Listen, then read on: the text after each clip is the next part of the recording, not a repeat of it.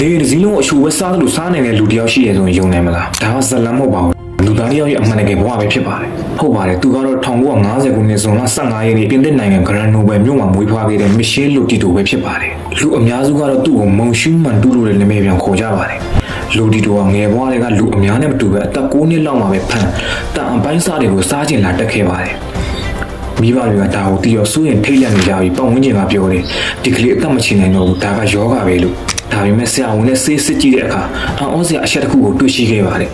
လူတီတိုရဲ့အစာရည်နေဟန်တာမန်လူတွေထက်အရန်ထူပြီးအဆစ်ကလည်းတန်ကိုပါရှေ့ဖြတ်နိုင်အောင်ပြင်းထန်နေတာပါလူတွေကိုတတ်နိုင်တဲ့အရာကသူ့အတွက်တော့တာမန်အစားအစာဖြစ်နေခဲ့ပါတယ်ဒါကြောင့်ပဲပတ်ဝန်းကျင်မှာသူ့ကိုလူတယောက်လို့တော့မမြင်ကြတော့ပဲကြောက်လန့်စရာတတော်တစ်ကောင်လိုမျိုးဆက်ဆံခံလာရပါတယ်လူတီတိုကငါ့ကိုလူအများကအားနည်းချက်လို့တတ်မှတ်ထားတဲ့အရာကိုဘယ်သူမှမလုပ်နိုင်တဲ့အားသာချက်အဖြစ်အသုံးချမယ်လို့ဆုံးဖြတ်ပြီး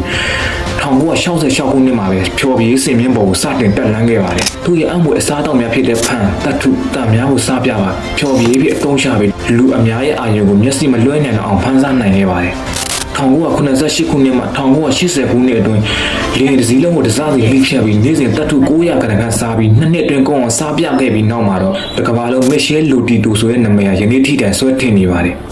ဒီတော့ Green Wall Record ကကမ္ဘာအထူးဆန်းသောလူသားဖြစ်အမှတ်တမ်းနဲ့ဂုဏ်ပြုပေးခဲ့တဲ့ကြီးနှံပြားကိုတော့သူကစားပစ်ခဲ့ပါတယ်လူတွေကယောဂပဲလို့ပြောတဲ့အရာကိုမစ်ရှဲလူတီတိုကအောင်မြင်မှုအသက်မွေးဝမ်းကြောင်းနဲ့ကမ္ဘာသမိုင်းဖြစ်ပြောင်းလဲနိုင်ခဲ့တယ်မင်းအားနေချက်ကမင်းကိုဖျက်ဆီးမဲ့အရာမဟုတ်ဘူး